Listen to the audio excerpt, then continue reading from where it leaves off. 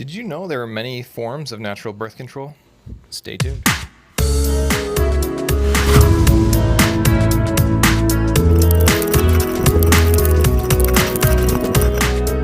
are so many different birth control methods out there.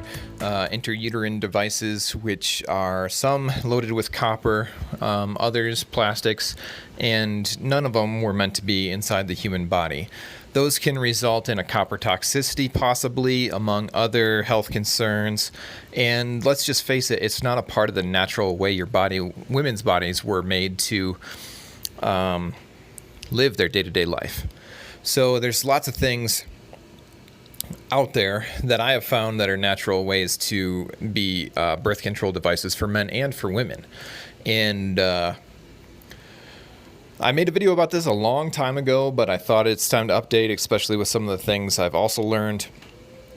So apparently several different herbs out there may be beneficial for birth control. Now, this is such a diversity in the population. Some people try not to get pregnant. Other people can't help but get pregnant all the time. And my wife's sister, she has 8 or 9 kids. And their family's great. My wife and I, we always thought we'd have a big family. At 3 kids now, I'm at the point where I'm like, oh my gosh, are you serious? More kids? And she's kind of like, oh my gosh, my last birth experience was amazing. I'd love to have another kid. So we'll see where we go from here. But some of the things I've brought up before is there's different spermicidal options for women. And I'm not exactly a huge fan of those either. Tea's done. So some of those being methods that would require douching, basically, with some things that may not be all that particularly comfortable. Although, so here's the deal. Lemon juice is supposed to be a spermicide. It could kill sperm,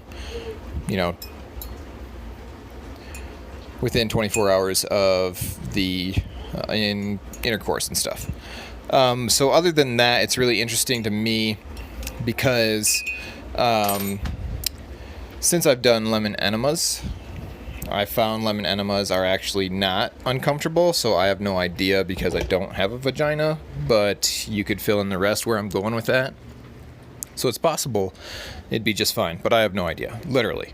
And I am speaking as a dumb male, which many women probably were just like,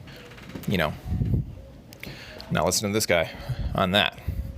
Anyways, so everything that I ever talk about on here, you got to research more, and don't take it as gospel, basically, right? Because I'm just a crazy guy on the internet who does crazy things. And yeah, go talk to your doctor.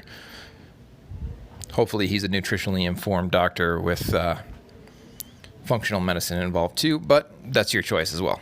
Anyways, where was I? Lemon juice. After that, you'll just have to, I'll try and link my other old video because there's some information in there that I'm not even remembering right now. But anyways, some of the other things that may very much help for men is strong chicory coffee. About 6 cups is supposed to make a man sterile for 1 entire week. And our first year of marriage, that's all I did for birth control. That's all we did. And it worked for us just fine until it was my birthday right before our 1 year anniversary that we found out we were pregnant. And that was quite a gift. And it was a bit of a shocker, but now having 3 kids, looking back, it worked out very well. So, and I guess some of the other ones that I found out about would be an interesting one, like stevia. So I haven't really found the hard evidence or any of the clinical data or anything like that for stevia being one of those herbs for men that creates sterility. So I wouldn't know in what dose either. But here's the thing. I saw a documentary about Japan and their declining population growth, and they estimated that they would need robots, and that's one reason why they build so many robots, besides being technologically advanced and loving robots as a culture. But they saw it as a need for geriatric care, basically. Along with that video, they talked about reasons for suppressed growth, population growth, and mainly because sexual repression is very strong in that country. Like, a lot of young people claim to be not interested, which could be a result of many other issues as well, heavy metal toxicity, poor blood flow, you name it. But culturally, it's pretty frowned upon, apparently, and very normal for people to remain single for very long periods of time, basically.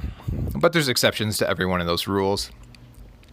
And what I'm talking about here, too, is stevia. So stevia is actually an alternative sweetener that is extremely popular in Japan. And Japan is actually, I've heard, the #1 country for stevia use in general.